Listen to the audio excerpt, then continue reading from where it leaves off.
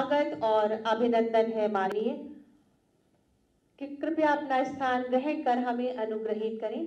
साथ ही साथ स्वागत करूंगी माननीय चिकित्सा शिक्षा मंत्री जी का मंच पर पधारे। माननीय चिकित्सा स्वास्थ्य एवं परिवार कल्याण मंत्री जी, आपका भी स्वागत अभिनंदन है। माननीय चिकित्सा राज्य मंत्री, आपका भी स्वागत अभिनंदन है। अपर मुख्य सचिव जी, आपका स्वागत अभिनंदन स्वास्थ्य एवं परिवार कल्याण। और प्रमुख सचिव चिकित्सा शिक्षा श्री आलोक कुमार जी, आपका भी स्वागत और अभिनंदन है। मैं सबसे पहले निवेदन करूंगी अपर मुख्य सचिव महोदय स्वास्थ्य एवं परिवार कल्याण के अपने स्वागत उद्बोधन से हमें अनुग्रहित करें।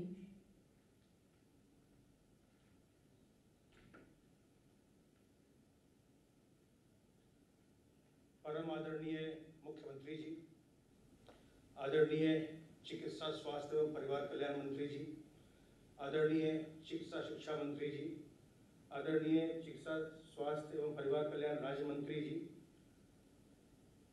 प्रमुख सचिव चिकित्सा शिक्षा, यहाँ उपस्थित समस्त अधिकारीगण, स्वास्थ्य विभाग से जुड़े हुए मेरे साथियों, जो हमारे पार्टनर ऑर्गेनाइजेशंस हैं, population foundation of India, UP technical support unit, SIFPSA, जिन्होंने इसमें बहुत सहयोग दिया है, और WHO और यूनिसेफ के हमारे प्रतिभागीगण, 11 जनपदों से जुड़े हुए स्वास्थ्य विभाग के अधिकारीगण, जहां आज माननीय मुख्यमंत्री जी के द्वारा RT-PCR के लैब का उद्घाटन हो रहा है,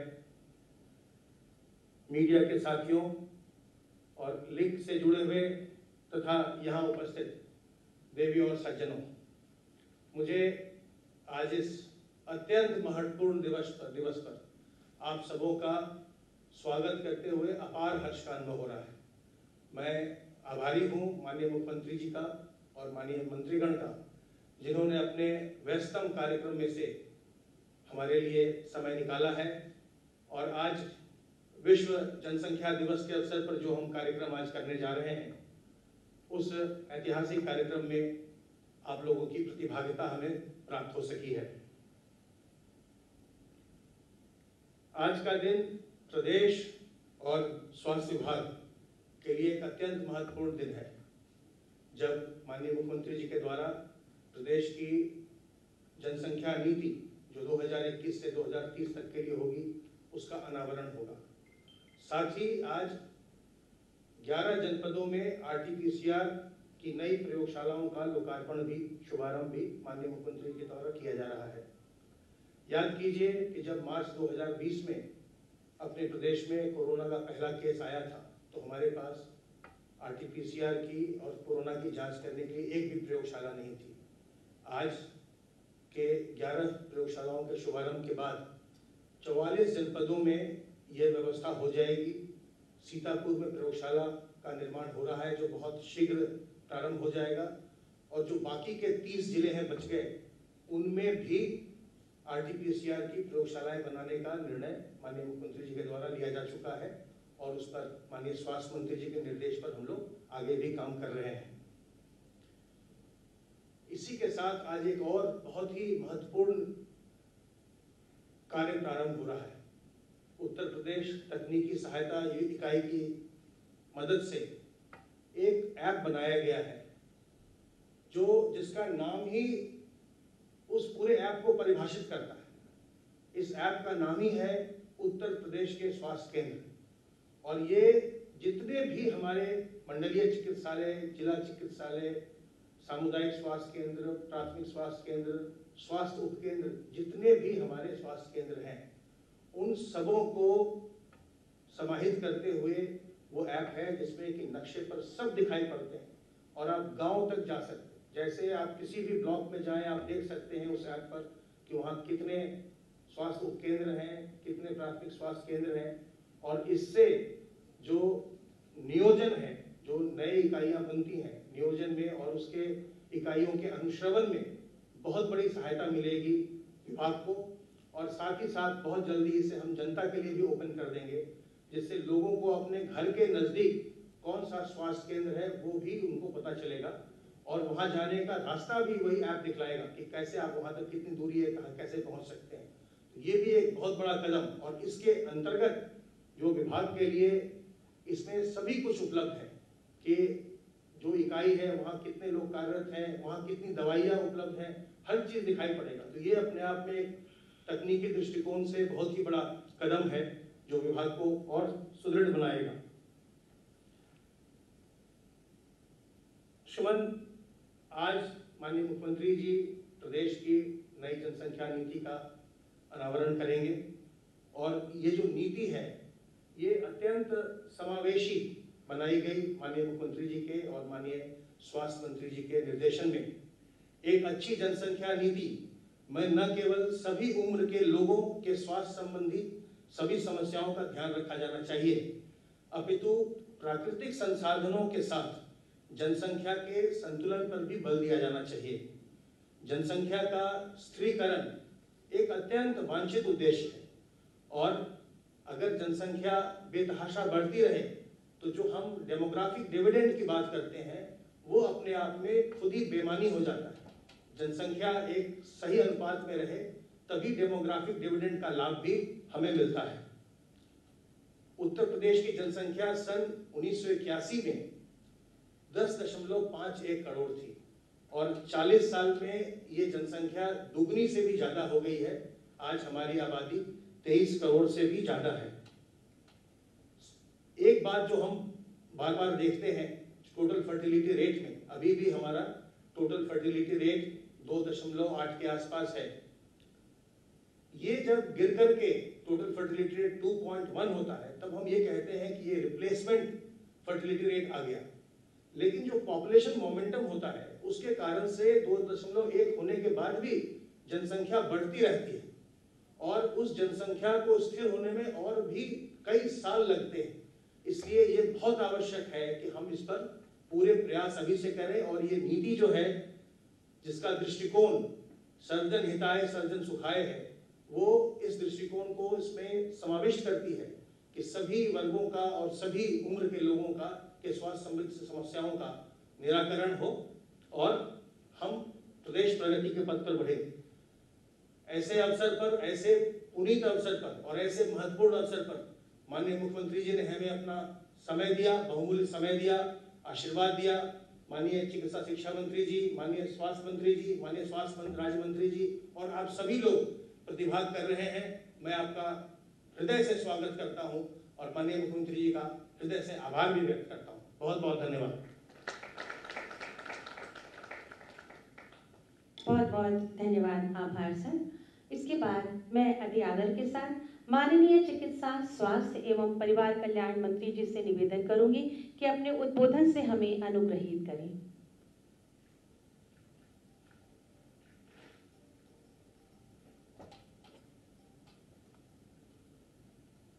आज के विश्व जनसंख्या दिवस के इस अवसर पर उपस्थित हमारे बीच में हमारे उत्तर प्रदेश के यशस्वी मुख्यमंत्री योगी आदित्यनाथ जी, साथ में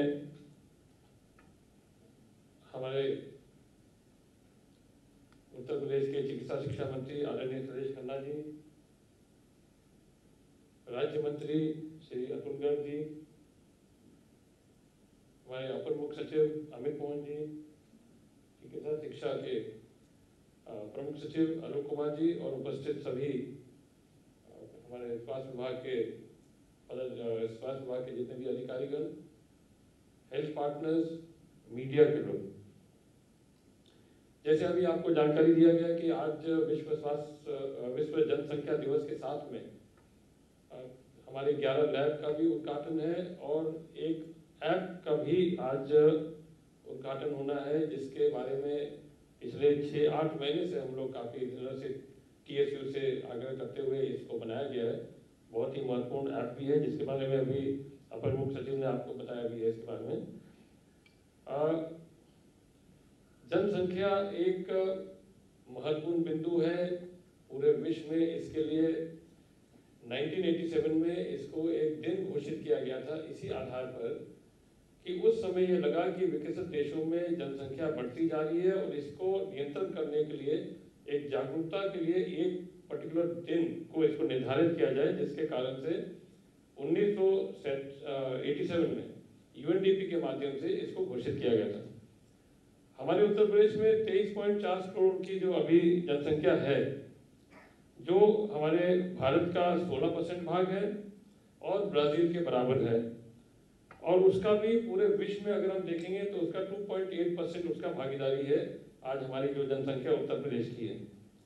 और ये जो पॉलिसी आज बनाई गई है ये 2021 से लेकर 2030 का है, जिसमें सभी लोग के साथ बैठ के एक ऐसा नीति बनाया गया है जिससे हम अपने जागरूकता के साथ में अपने जनसंख्या को नियंत्रण करने का प्रयास करेंगे। एक ये बात आती है कि जनसंख्या जब बढ़ती है तो उसके साथ जो उसके प्रभाव पड़ते हैं, शहरीकरण भी होता है, पर्यावरण पर असर होता है, संसाधन पर भी असर होती है। इसलिए जितना जल्दी हम इसको कंट्रोल करें, और क्योंकि ये पूरा विश्व की बात है, भारत की बात है, और भारत की बात तो ऐसे भी है कि अगले 2027 तक अनुमानित है कि हम चीन से भी आगे बढ़ जाएंगे। और उसी तरह हमारा जो अनुमान है कि उत्तर प्रदेश में जिस तरह से हम पॉलिसी लाते हैं, तो हमारा अनुमान है कि लगभग 2052 तक स्थिरता पर आने के प्रयास हम कर सकते हैं। अगर हमारा जनसंख्या की नीति को सफलतापूर्वक हम क्रियान्वयन करें तो इसके आधार पर होगा। जो हमने अभी जो इसका स्लोगन बनाया है, आपदा में भी परिवार नियोजन की तैयारी, सक्षम राष्ट्र और परिवार की पूरी जिम्मेदारी के थीम पर आधारित जनसंख्या स्थिरता पखवाड़ा आज से प्रारंभ हो जाता है। 3 या 3 से अधिक प्रजनन दर वाले 57 जनपदों में भारत सरकार की अभिनव योजना मिशन परिवार विकास संचालित किया जा रहा है, और मिशन परिवार विकास के अंतर्गत आच्छादित जनपदों में आशा द्वारा नव विवाहित के लिए परिवार नियोजित किट, शगुन किट उपलब्ध कराई जा रही है। चयनित स्थानों पर जन समुदाय के कंडोम की आपूर्ति एवं कंडोम बॉक्स की स्थापना की जा रही है। ये एक खाली हमने एक लाइन पढ़ के आपको बताने का प्रयास किया कि इसमें बहुत सारे हमारे स्वास्थ्य विभाग में कार्यक्रम होते हैं जिसमें हम जागृत करते हैं। और ये खुशहाल परिवार दिवस जो 21 तारीख को हर महीना में मनाया जाता है, और 9 तारीख को जो हमारा प्रधानमंत्री मातृ सुरक्षित गर्भावस्था के जो दिन चयनित हुआ है, ये 2 कार्यक्रम को लेके हम लोग प्रयास करते हैं कि हर प्रकार की सुविधा उपलब्ध हो जाए, और उस उपलब्धता के साथ में जो गर्भवती माता है उनको हर प्रकार की दवाई उपलब्ध कराने के बाद उनका जो नवजात शिशु जो पैदा होता है उसका टीकाकरण और उसका देखभाल आगे करने के लिए जो विभिन्न परियोजना है उससे हम जोड़ते हैं। मूलतः हमारा जो सबसे ज्यादा इसमें जो हमारा बिंदु है वो शिक्षा से भी जुड़ता है। हम अगर दक्षिण भारत को देखते हैं तो हम हमेशा ये देखते हैं कि दक्षिण भारत की जनसंख्या हमसे काफी कम है, और उस आधार पर वो 100% लिटरेसी की तरफ जा रही है अभी।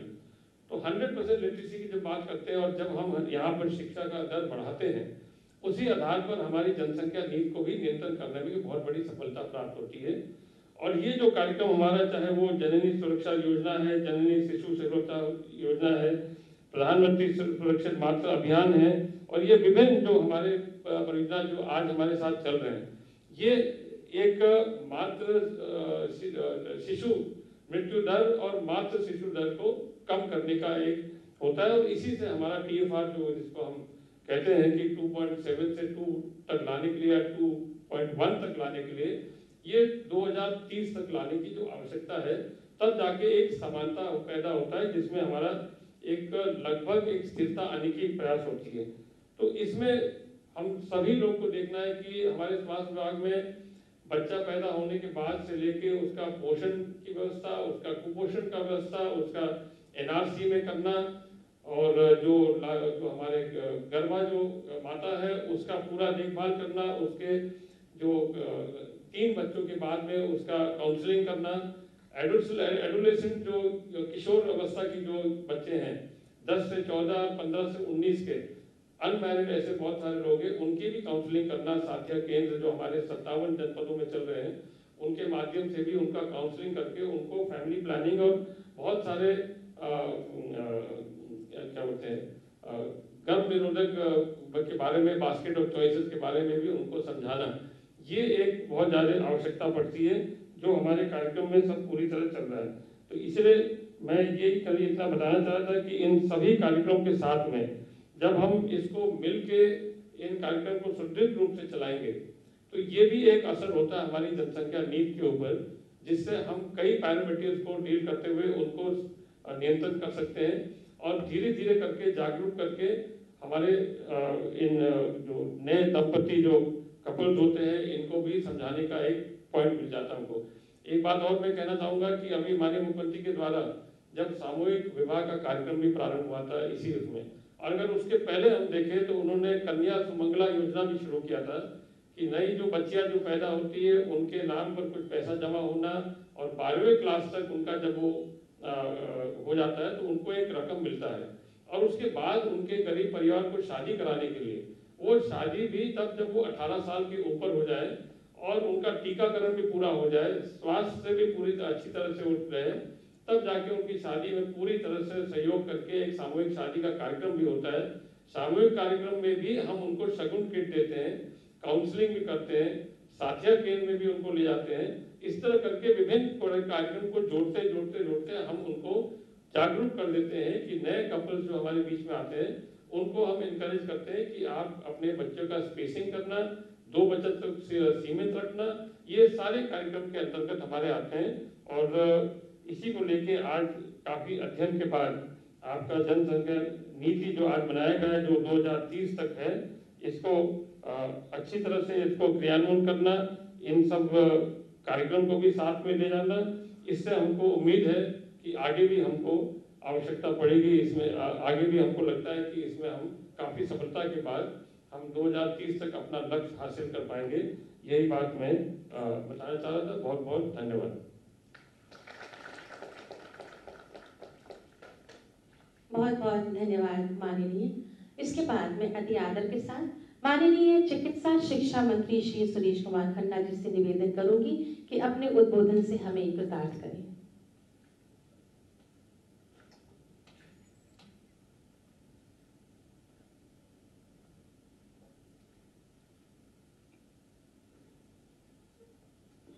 बहुत बहुत धन्यवाद उद्घोषिका जी। आज के कार्यक्रम के मुख्य आकर्षण उत्तर प्रदेश के शिखर पुरुष तथा यशस्वी मुख्यमंत्री आदरणीय योगी आदित्यनाथ जी, हमारे अत्यंत आदरणीय राजा साहब श्री जयप्रताप जी,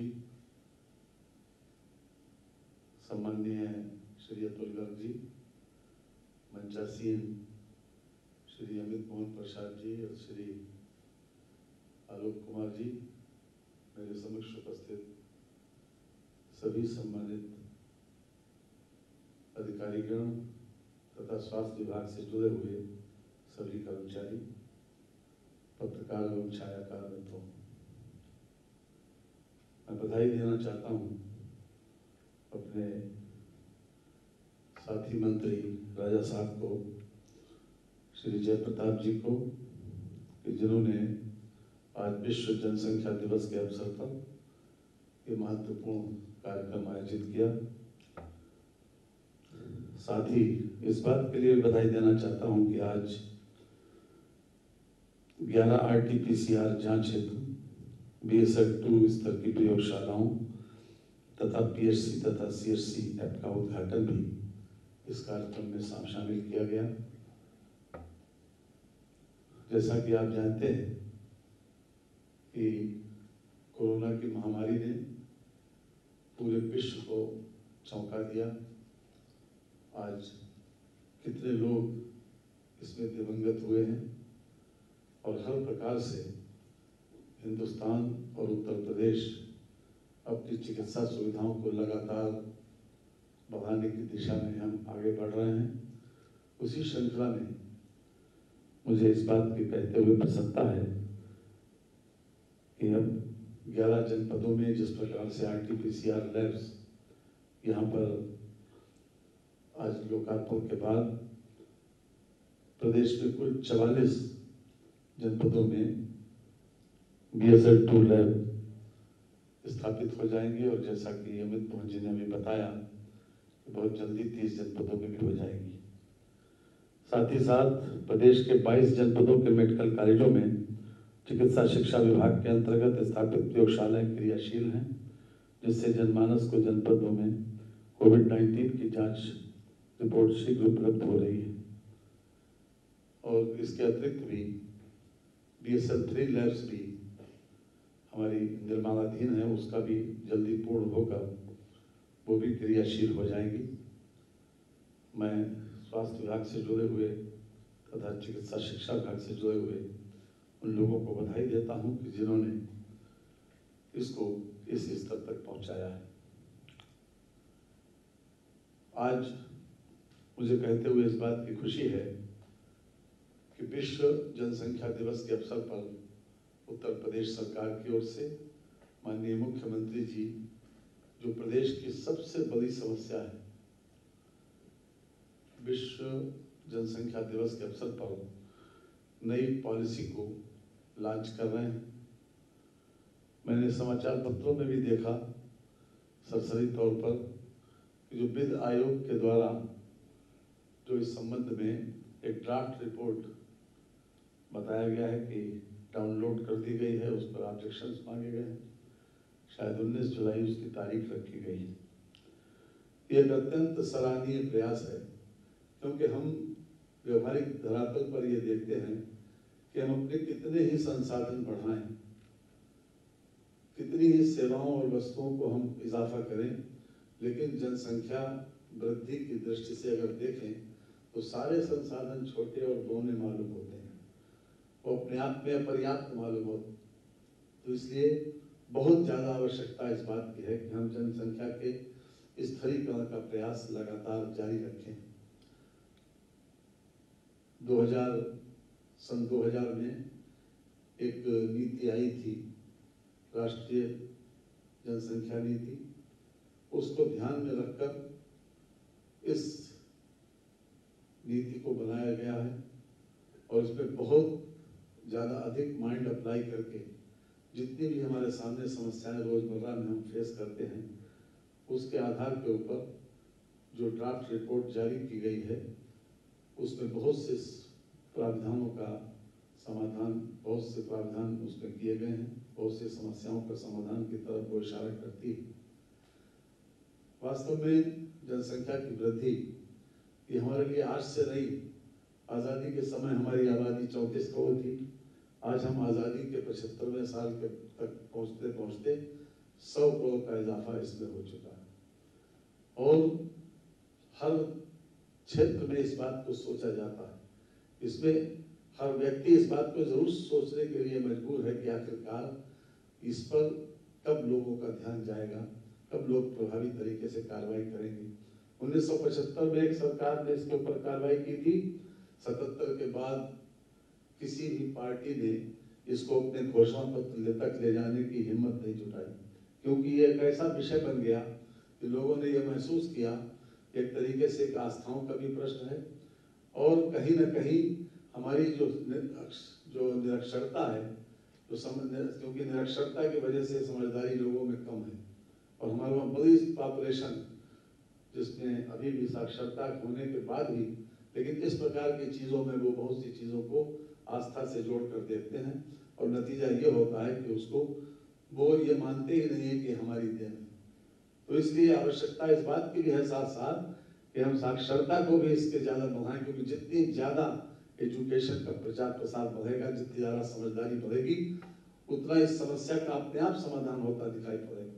साथ ही साथ एक बात हम विशेष रूप से कहना चाहेंगे कि जो 19 जुलाई का समय दिया गया है, मेरी प्रार्थना है माननीय मुख्यमंत्री जी से कि अगर संभव हो तो इसमें थोड़ा समय और बढ़ा दें, क्योंकि एक ऐसा व्यापक विषय है कि इसका प्रचार प्रसार भी होना चाहिए और तभी लोग अपने बेहतर तरीके से सुझाव भी दे सकेंगे।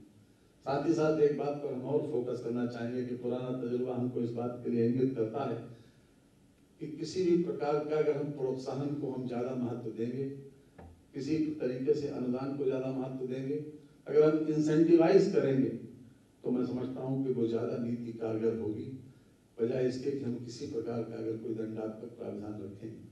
ये मेरी सोच है, कोई भी इससे डिसएग्री कर सकता है, लेकिन इंसेंटिवाइज करना मैं समझता हूँ कि ज़्यादा उपयोगी सिद्ध हो सकता है। और जिस प्रकार से चुनावों में भी और बाकी स्थान पर भी, चाहे वो हर स्थान पर इस बात के लिए कोशिश की जा रही है कि इसको हम छोटे परिवार को हर स्तर पर प्रोत्साहित करें और बाकी लोगों को किसी न किसी रूप में अगर हम प्रोत्साहित करें बिना किसी दंडात्मक रवैया अपनाए हुए। लेकिन ये भी मेरी मान्यता है कि जो भी प्राविधान इसमें शामिल किए जाएं, उसमें उनको लागू करने के लिए सख्ती जरूर होनी चाहिए। ये बहुत साहसिक कदम है और जितनी भी सराहना इसकी की जाए कम है। और माननीय योगी जी की सरकार में बहुत से फैसले ऐसे हुए, आज प्रदेश की जनता में इस बात के, आम आदमी में एक आवाज है कि प्रदेश आज से 4 साल 4.5 साल पहले कहाँ था और आज कहाँ पहुँच रहा है। और ये हमारे जो चुनाव के नतीजे हैं उसमें भी ये भावना का प्रकटीकरण होता है। ये हमारी साफ इसका परिलक्षित होता है कि हम किस स्थिति पर पहुंच रहे हैं। आज जनमानस में एक आम आवाज हो गई कि जैसे मोदी और योगी जी की सरकार सब कुछ कर सकती है और खासतौर से इस समस्या का तो निदान जरूर ही करेगी। ये विश्वास भी पैदा हुआ और मैं समझता हूँ कि उसी आशा और विश्वास के आधार के ऊपर यह जो नीति आ रही है इसका हम हृदय से स्वागत करते हैं और मेरा सक्रिय सहयोग इसके साथ रहेगा। और साथ साथ मैं भी जो हमारे विधि आयोग के जो चेयरमैन हैं श्री मित्तल साहब, मैं भी अपनी बात मिलकर उनसे, बहुत सी चीज़ों की समय कम है, कई चीज़ें दिमाग में हैं, सुबह से मैंने जो अखबारों में देखा तो उसको भी उनको सुझाव के रूप में भी देंगे। आज के कार्यक्रम के लिए मैं विशेष रूप से माननीय मुख्यमंत्री जी को, माननीय जयप्रताप जी को, माननीय अतुल गर्ग जी को और अपने दोनों ACS health and medical and health and ACS हमारे मेडिकल एजुकेशन तथा सभी लोगों को इसके लिए बधाई और धन्यवाद देता हूँ। नमस्कार। बहुत बहुत धन्यवाद माननीय। उत्तर प्रदेश के विभिन्न स्वास्थ्य केंद्रों पर आधारित एक डॉक्यूमेंट्री फिल्म मैं माननीय मुख्यमंत्री जी सहित सभी गणमान्य से निवेदन करूंगी कि कृपया इस पर एक दृष्टि डालकर हमें अनुग्रहित करें।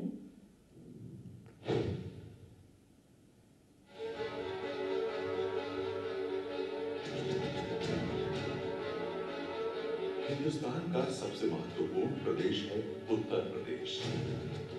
ये एक ऐसा प्रदेश है जिसकी परिधि जितनी विराट है, निवासियों की संख्या भी उतनी ही अधिक है। वैश्विक प्रगति में बढ़ती जनसंख्या सदैव एक विकट चुनौती रही है। भारत के लिए भी लगातार बढ़ती जनसंख्या एक चिंता का विषय है। एक अनुमान के अनुसार सन 2027 तक भारत विश्व का सर्वाधिक जनसंख्या वाला देश होगा। ऐसे में इसका घातक प्रभाव आर्थिक एवं प्राकृतिक संसाधनों पर पड़ रहा है। उत्तर प्रदेश देश का सर्वाधिक जनसंख्या का प्रदेश है, इसलिए जनसंख्या स्थिरीकरण के लिए प्रभावी प्रयासों की नितांत आवश्यकता है। हम प्रदेश के अंदर मातृ मृत्यु दर को, शिशु मृत्यु दर को नियंत्रित कर सकते हैं और इस दिशा से अनेक कार्यक्रम केंद्र और प्रदेश सरकार के द्वारा प्रारंभ किए गए।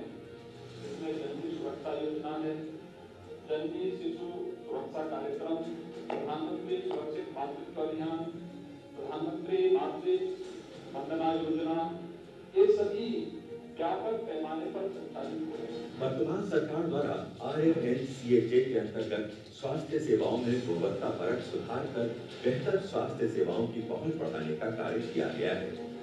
हम इधर जो है 2-3 साल इधर लोगों को बहुत जागरूकता हो गई है, परिवार नियोजन के बारे में सलाह लेते हैं, पूछते हैं।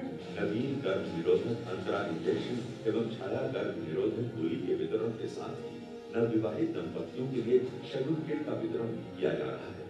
पहले लोगों में डर था कि हम प्रॉपर्टी नहीं लगवाएंगे। पिछले 2-3 साल में हम देख रहे हैं कि लोगों की अवेयरनेस फैमिली प्लानिंग को लेकर काफी इम्प्रूव हुई। सरकारी एवं निजी स्वास्थ्य इकाइयों में बच्चों के जन्म में अंतर बढ़ाने के साथ परिवार नियोजन के स्थायी और अस्थायी विधियों के प्रति लोगों की स्वीकार्यता बढ़ाने के लिए बड़े पैमाने पर जन जागरूकता कार्यक्रमों का आयोजन किया जा रहा है। प्रत्येक माह की 21 तारीख को खुशहाल परिवार दिवस का आयोजन एक अभियान के रूप में किया जा रहा है। इस प्रकार वर्ष 2020-21 में कुल 26 लाख दंपतियों को परिवार नियोजन की सेवाओं का लाभ दिया गया। हमने टीवी पर ऐड देखा था एनएसपी नसबंदी के बारे में कि खुशहाल परिवार दिवस में जाकर डॉक्टर साहब से पूछा तो डॉक्टर साहब ने मुझे सलाह दी, मेरी समझ में आ गई बात, हमने नसबंदी करवा ली। अभी हम ठीक ठाक दूसरों को भी सलाह दे रहे हैं एनएसपी के बारे में। मैंने नर्सरी दिया थी, मैं मेरी घरानी को सब्सिडी दिया था, उन्होंने देखा था उसमें फैमिली प्लानिंग के बारे में उन्होंने उनको बताया हमारे भी 2 बच्चे हैं, हम भी 2 बच्चों से ज़्यादा नहीं करना चाहते, तो उनको भी उन्होंने परिवार नियोजन के बारे में कई चीज़ें बताया। 8 लाख ओरल पिल्स और लगभग 4 करोड़ 40 लाख कॉन्डोम का वितरण किया गया। लगभग 34,000 सास बहू सम्मेलनों का आयोजन किया गया एवं नवविवाहित दंपतियों को लगभग 2,36,000 शगुन किट का वितरण किया गया। बाल विवाह एवं किशोर गर्भावस्था नियंत्रण के लिए साथिया क्लिनिक का शुभारंभ किया गया। जननी शिशु सुरक्षा कार्यक्रम के तहत 37,55,491 गर्भवती महिलाओं को निःशुल्क जांच की सुविधा प्रदान की गई। मातृ एवं शिशु मृत्यु दर में कमी के लिए 1,04,381 उच्च जोखिम वाली गर्भवती महिलाओं की पहचान की गई। प्रधानमंत्री मातृत्व वंदना योजना के जरिए 40,31,617 लाभार्थियों को 1,536 करोड़ 31,000 रुपए वितरित किए गए। आपातकालीन सेवाएं 108 और मातृ एवं शिशु स्वास्थ्य को समर्पित 102 नेशनल एम्बुलेंस सेवा का संचालन किया जा रहा है। आयुष्मान भारत के तहत स्वास्थ्य एवं कल्याण केंद्रों की स्थापना, मानव संपदा ई पोर्टल की शुरुआत, FPLMIS RCH ट्रैकिंग सिस्टम की शुरुआत करना इस बात का प्रतीक है कि प्रदेश सरकार जनसंख्या के स्थिरीकरण की दिशा में युद्ध स्तर पर काम कर रही है। आइए हम सब अपनी जिम्मेदारी निभाते हुए प्रगति और खुशहाली में अपनी भागीदारी सुनिश्चित करें।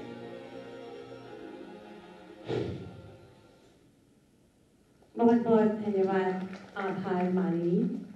वैश्विक महामारी कोरोना की जांच हेतु प्रदेश के 11 जनपदों अमेठी, औरैया, बुलंदशहर, बिजनौर, मऊ, महोबा, कासगंज, देवरिया, कुशीनगर, सोनभद्र, सिद्धार्थनगर में विकसित की गई 11 BSL 2 RT-PCR प्रयोगशालाओं का उद्घाटन माननीय मुख्यमंत्री जी के कर कमलों से अभी किया जाएगा।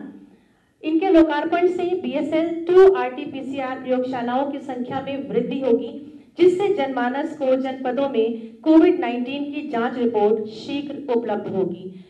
प्रदेश के यशस्वी माननीय मुख्यमंत्री जी से निवेदन है कि कृपया बटन दबाकर BSL 2 RT-PCR की प्रयोगशालाओं का उद्घाटन करें।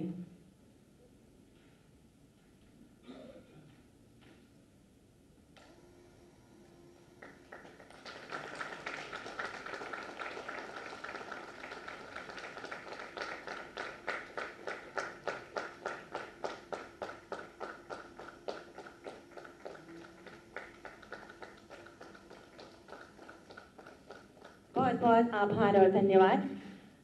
माननीय जी को अवगत कराना चाहूंगी कि ये 11 लैब हमारे साथ जूम के माध्यम से लाइव कनेक्टेड भी हैं, जिन्हें हम स्क्रीन पर देख सकते हैं। बहुत बहुत धन्यवाद। उत्तर प्रदेश के स्वास्थ्य केंद्र ऐप का शुभारंभ, जन जन को स्वास्थ्य सेवाएं उपलब्ध कराने में तकनीक का प्रयोग करने के आशय से उत्तर प्रदेश के स्वास्थ्य केंद्र ऐप का शुभारंभ आज प्रदेश के यशस्वी माननीय मुख्यमंत्री जी के कर कमलों से किया जा रहा है, जिसके अंतर्गत चिकित्सालयों को एक यूनिक आईडी के माध्यम से चिकित्सालय संबंधित समस्त जानकारी, स्वास्थ्य योजनाओं इत्यादि के विषय में जानकारी प्राप्त होगी। इसका शुभारंभ के लिए मैं माननीय मुख्यमंत्री जी से निवेदन करूंगी कि अपने कर कमलों से माउस का बटन दबाकर इसका शुभारंभ करें।